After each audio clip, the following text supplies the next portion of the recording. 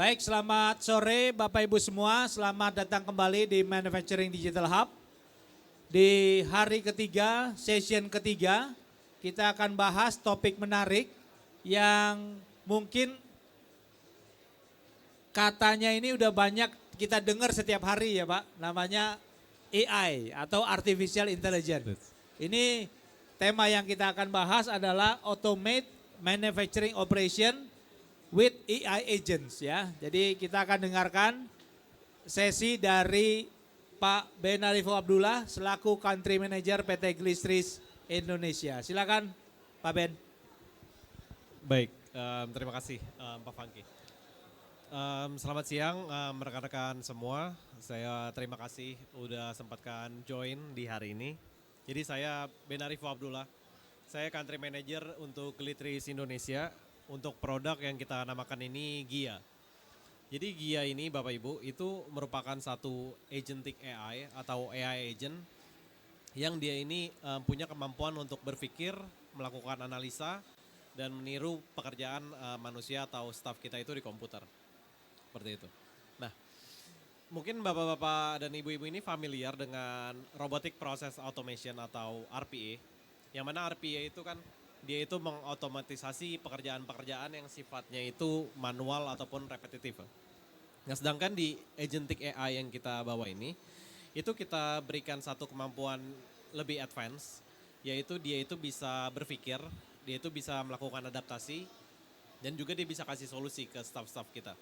Jadi kalau misalnya di RPA biasa itu dia sifatnya itu ngejalanin SOP aja, sedangkan di AI agent ini dia bisa sifatnya itu konsultatif, dia bisa solve beberapa masalah-masalah yang ada di kantor, dan dia bisa langsung lakukan eksekusinya tanpa ada instruksi atau perintah yang diberikan oleh orang gitu. Nah biasanya yang kita bantu di sini itu masalah-masalah utama pasti itu di human error, terus kemudian ada di bottleneck di dalam satu bisnis proses, tidak konsistennya satu service ataupun production yang ada di manufaktur, yang mana itu merupakan hal yang penting padahal. Kemudian juga ada overload dari tingginya volume pekerjaan yang ada di manufaktur itu sendiri. Nah dari solusi itu kita coba bantu dengan membuat AI agent ini. Jadi kita bisa bantu untuk prediksinya, untuk melakukan forecast ataupun untuk melakukan pekerjaan-pekerjaan yang sifatnya itu administratif. Seperti itu. Nah jadi kalau di market value sendiri bahwa si AI agent ini memang sudah banyak diimplement oleh perusahaan-perusahaan. Nah ini ada beberapa data dari Gartner dan Deloitte bahwa ada 80% yang udah pakai NLP, machine learning dan automation. Terus ada 73% yang mereka udah menggunakan teknologi yang lebih dari si RPA. Jadi memang ini lagi tren dan juga arah dari market itu memang lagi ke arah teknologi yang lebih advance. Yang mana di AI-nya ini itu dia nggak hanya tunggu perintah aja atau instruksi dari orang, tapi dia bisa lakukan inisiatif, dia bisa kerjakan satu pekerjaan itu tanpa sebelumnya itu kita kasih instruksinya seperti itu. Jadi bisa lebih seamless lah seperti itu. Jadi ini bisa lebih bekerja itu lebih independen, dia nggak dependent sama human instruction ataupun orang.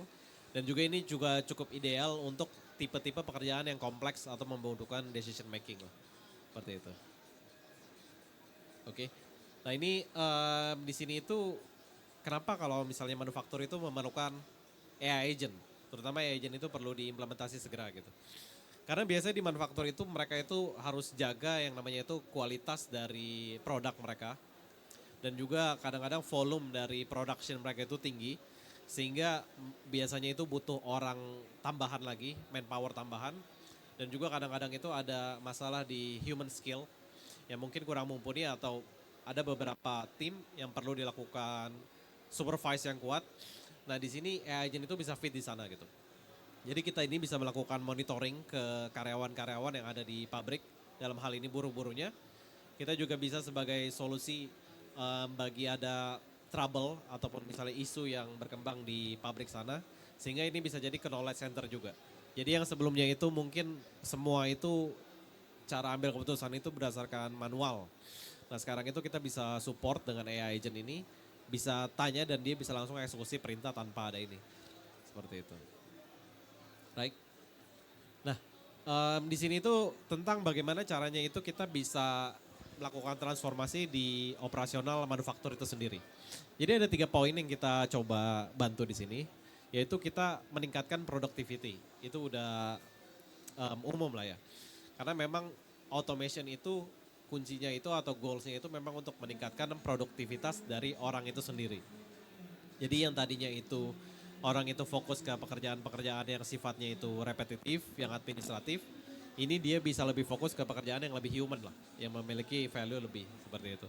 Nah terus karena semua proses itu bisa dijalankan dengan cepat dan automate, di sini kita bisa rising quality to the new level. Jadi entah itu quality dari service untuk ke customer kita, ke vendor kita, ataupun bahkan ke karyawan kita. Sehingga dari masing-masing mereka itu punya service yang personalized, jadi nggak terpaku sama orang dan service ini bisa kita kasih konsisten lah. Dan result dari ini memang pasti operasional itu akan lebih agile. Yang mana kita bisa kasih real time response, terus juga kita bisa membuat otomatisasi di pengambilan keputusannya. Terus kita juga bisa lakukan monitoring ke aktivitas-aktivitas dari si agent ini, mana agent yang bisa memonitor sales atau misalnya untuk di lini operasional yang ada di pabrik atau barang-barang retur dari customer atau reject, anything kita bisa monitor dalam satu software ini. Seperti itu. Nah ini saya ada 3 case yang agent ini itu untuk dia running. Jadi di sini kita bisa bantu untuk demand forecasting, untuk inventory management. Jadi yang kita bisa analisa historical data yang pernah ada di perusahaan itu, trennya itu seperti apa, dan kita bisa kasih prediksi yang lebih akurat dibanding misalnya itu human judgment lah atau human experience.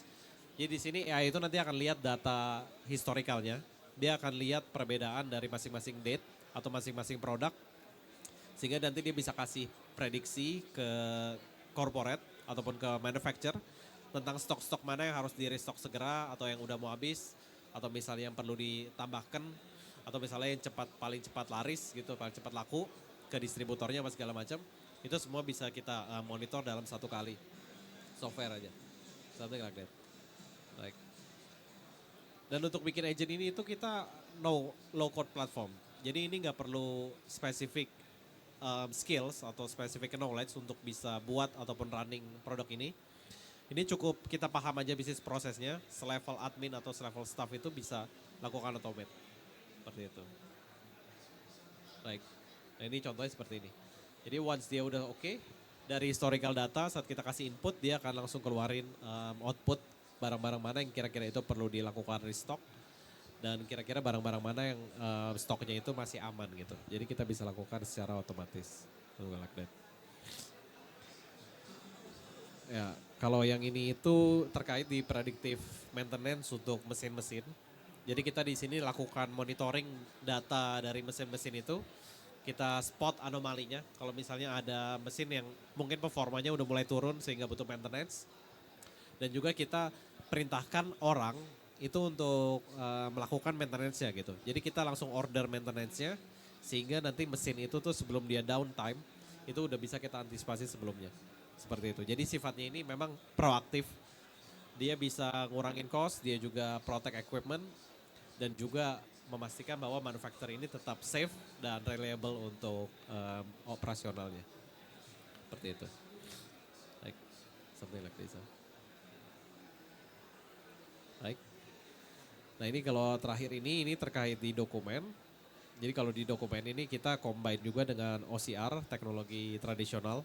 Kita membaca data dan melakukan komparasi antara satu data dan data yang lain. Nanti kemudian kita lakukan validasi untuk dimasukkan di dalam sistem atau misalnya untuk dibuatkan report. Atau misalnya hanya sekedar dianalisa dan di entry ke dalam sistem aja. Seperti itu. Jadi ini bisa work dari pembacaan dokumen, terus data entry atau analisa prediktif. Intinya itu adalah pekerjaan-pekerjaan yang sifatnya itu repetitif dan administratif.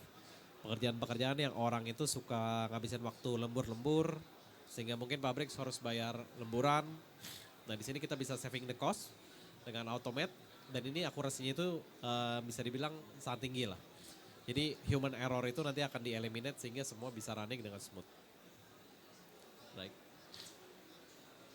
Nah ini kita berbagi sedikit tentang impact atau dampak yang bisa kita lakukan atau kita dapatkan setelah kita ini melakukan automate di implementing di AI agent itself. Jadi semua pekerjaan itu pastinya udah otomatis, gak ada lagi yang dikerjain manual sama orang, terus kita bisa punya decision maker yang lebih smart karena dia bisa baca historical data dan membuat analisanya. Sehingga nanti setiap keputusan yang kita ambil itu berdasarkan data. Nah itu data historical, data bulan lalu atau misalnya data olahan dari si manufaktur itu sendiri. Nah dari sisi vendor eksternal ataupun customer itu mereka bisa lebih personalize lah. Gak seperti misalnya traditional chatbot yang sifatnya itu stagnan. Nah di sini itu kita bisa lebih personalize sehingga dia bisa lebih engage. Nah terakhir di sini kita bisa increase productivity itu tanpa ada burnout.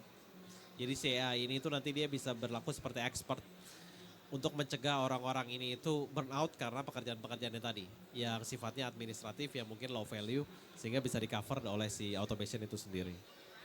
Seperti itu. Nah ini beberapa value-nya, ada 4. Tentunya yang dari tadi sempat kita singgung yaitu di cost saving. Kita bisa mengurangi labor cost, error rates itu udah bisa kita turunin sehingga operasional kita itu bisa lebih efisien. Efisien ini karena kita itu melakukan integrasi ke sistem-sistem existing, kita bisa nggak perlu ganti, kita bisa connect integrasi ke mereka dan dia juga tersedia 24 jam per 7. Jadi availability-nya itu sangat tinggi dan resource yang kita punya itu bisa kita alokasikan ke pekerjaan-pekerjaan yang sifatnya itu memiliki value yang lebih tinggi seperti itu. Dan juga tentunya dari automate ini pastinya itu akan ada revenue growth. Jadi dari customer experience dan juga smarter decision making itu pasti akan impact ke revenue dari perusahaan itu yang increase lah. Something like that. Ya. Yeah. Mungkin itu yang bisa saya share di hari ini. Saya berikan ke Pak Funky. Terima kasih. Ya, makasih Pak Ben. Ini kalau topiknya nih menarik nih ya, karena banyak yang nanya dan takut-takut pekerjaannya digantikan oleh AI agent. Nah ini banyak orang pabrik, wah Pak nanti kalau menerapkan AI agent nanti kita digantikan oleh AI agent nih. Wah ini gimana nih Pak jawabannya Pak?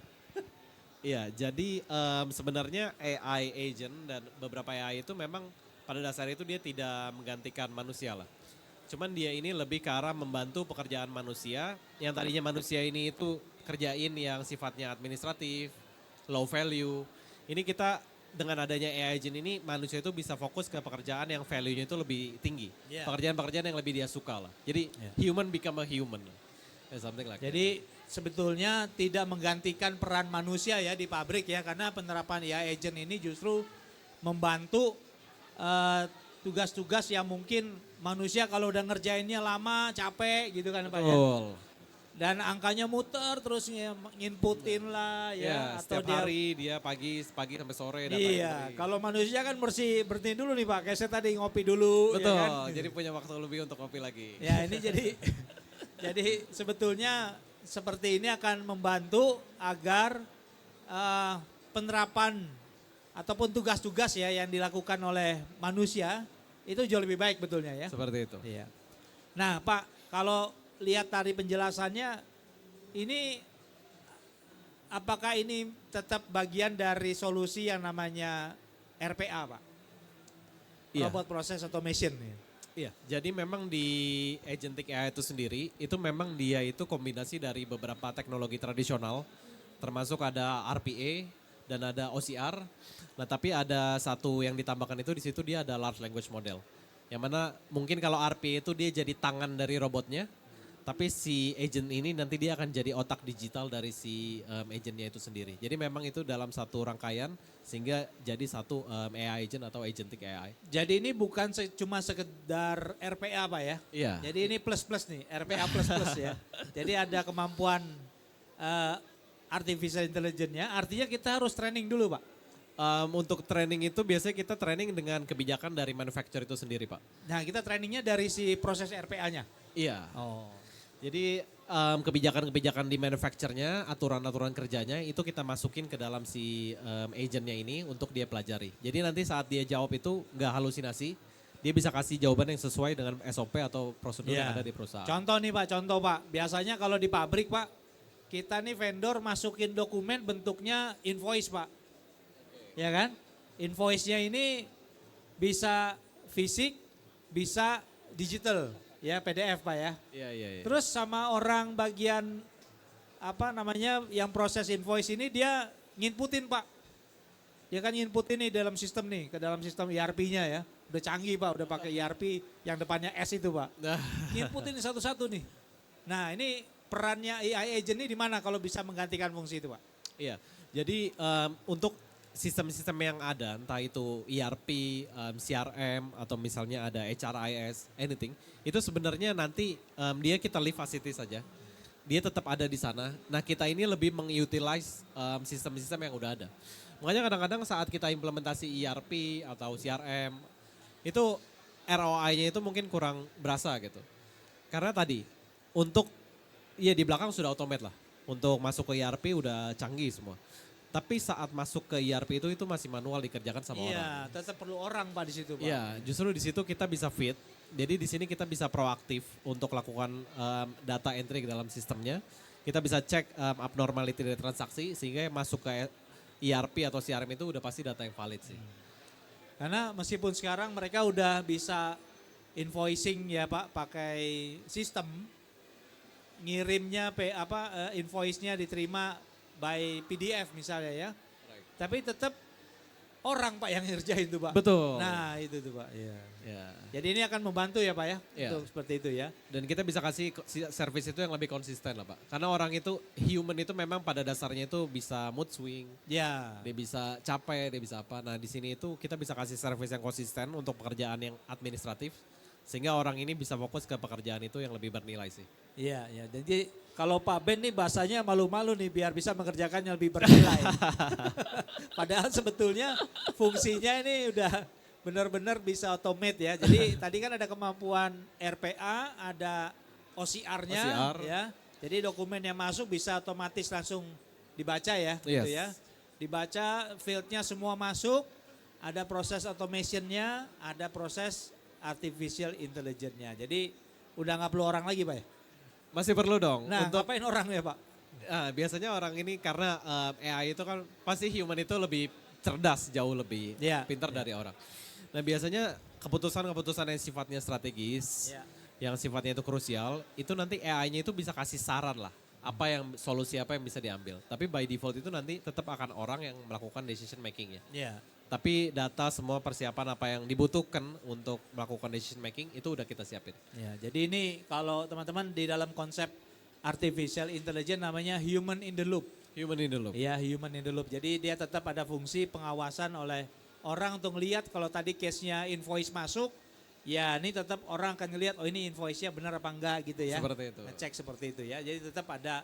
Cuma mungkin orangnya enggak lagi nginputin satu-satu kan Pak. Iya. Jadi dia karena sudah automate dan ini udah muncul. Nah, ini baru yang urusan invoice Pak. Kalau di mesin produksi lebih ribet lagi Pak. Karena mungkin ada beberapa yang masih menerapkan harus nginput juga manual Pak. Hasil-hasil misalnya proses produksi ini segala macam ini bisa membantu Pak ya? Iya, di sini kita juga bisa untuk hasil-hasil dari mesin produksi atau dari maintenance itu nanti cukup di scan aja atau di foto dengan handphone. Foto bisa Pak? Foto bisa. Foto bisa ya. Nanti dari situ kita taruh, kita udah buat di belakang itu pasti akan taruh di satu folder. Nah nanti si agent ini dia akan monitoring dari folder itulah. Oh. Jadi setiap ada foto untuk dari maintenance atau misalnya dari production itu nanti dia akan langsung trigger untuk ngelakuin apa yang udah diperintahin. Jadi dia sebelumnya. baca folder kalau ada file itu masuk dia langsung scan. Seperti itu. Kalau ada image masuk dia langsung scan gitu Iya, Pak ya. dia akan Jadi- periksa ini folder apa dan ini bisa dikerjain atau enggak. Iya. Jangan foto tadi dia makan siang itu pasti nggak bisa dikerjain sama dia. Iya, takutnya dia salah kirim Pak. Betul. Harusnya foto apa dia kirim dia lagi foto Indominya yang tadi makan siang dia kirim pakai Iya, folder itu Pak. seperti itu. Salah kirim, salah kirim ya. Tapi itu nanti akan bisa dibantu oleh sistem ini ya Pak ya untuk Yes. difilter dan hanya bisa mengerjakan sesuai yang kita sudah program ya, kita Yes. sudah tentukan. Oke. Ya itu mungkin hal yang menarik yang kita bisa lihat. Silakan teman-teman kalau nanti ingin tahu solusinya bisa melihat ke website ini. Ada website glimatic.com. Glimatic.com. Pak, nanya Pak, Glimatic dari mana Pak? Kalau kita ini perusahaan dari Singapura, under Glitris Private Limited. Tapi untuk di Indonesia ini kita running under PT Glitris Indonesia. Jadi sebetulnya sudah ada perwakilannya di Indonesia, sudah ada partner-partnernya juga ya Pak ya? Of course. Nah, di Indonesia, Untuk jadi teman-teman nggak usah khawatir, dukungan teknis tentu akan bisa diberikan dengan mudah karena sudah ada timnya juga di Indonesia ya. Jadi meskipun perusahaannya berbasis di Singapura, tapi sudah ada identitas perusahaannya di Indonesia, sudah ada juga orang lokal supportnya di Indonesia ya Pak ya? Iya. Oke, jadi itu mungkin sesi ketiga di hari ketiga ini yang membahas tentang automating manufacturing operation using AI agent. Terima kasih Pak Ben untuk Terima kasih, waktunya Pak bisa Fangki. sharing bersama dengan kita. Selamat.